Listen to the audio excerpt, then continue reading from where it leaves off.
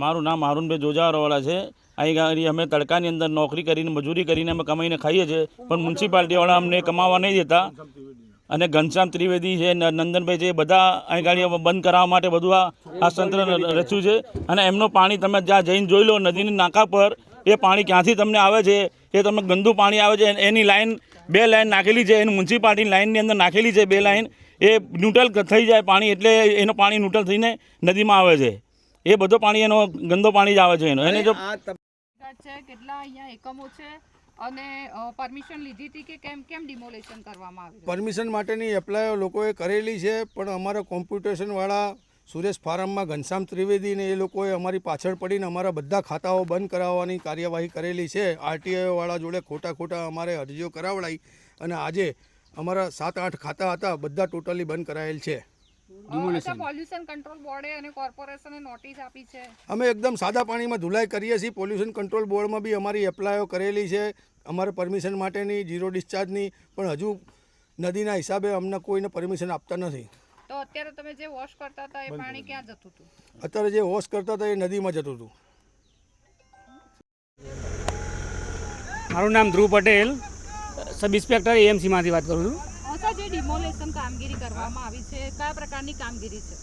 અહીંયા વોશિંગ પ્રકારના જે યુનિટો છે, જેની અંદર કાપડ ધોવાઈ રહે છે, જે જીપીસીબી દ્વારા અમને નોટિસો આપવામાં આવી હતી, જેને અમે એસ્ટેટ દ્વારા નોટિસો આપી છે। જે અહીંનું જે ગંધાતું પાણી છે, કેમિકલયુક્ત પાણી, એ કેનાલની અંદર છોડવામાં આવી રહ્યું હતું।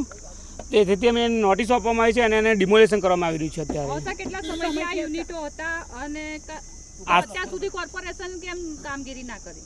આશરે આ યુનિટોને 1.5 થી 2 વર્ષ પહેલાં બી અમે આ કામગીરી કરેલી છે। 1.5 થી 2 વર્ષથી ચાલુ છે આ કામગીરી। અને અત્યારે ફરીથી અત્યારે જીપીસીબીની એમની પરમિશન લેવામાં નથી આવી, એટલે અમને નોટિસો આપવામાં આવી છે। અને નોટિસો અનુસંધાને અમે એમને કોર્પોરેશન દ્વારા નોટિસો આપવામાં આવી છે। કામગીરી કરી હતી તમે એવું કહો છો? હા, પહેલા પાછા લોકો ચાલુ કરી દીધા? પાછા ચાલુ કરેલા છે। પાછા કેમ 2 વર્ષ સુધી કેમ કઈ રીતે ચાલતા? 2 વર્ષ સુધી ચાલતા હતા। અમને એમ કે એમને પરમિશન લેવામાં આવી હશે। કોની પરમિશન લીધી? જીપીસીબીની અને કોર્પોરેશનની કોઈ પરમિશન લેવામાં આવેલ નથી। ત્યાર સુધી તમે શું કરતા હતા? તમે ઇન્સ્પેક્ટર હશો, તમારા સ્થાનિકના ચેકિંગ શું કર્યા 1 વર્ષ?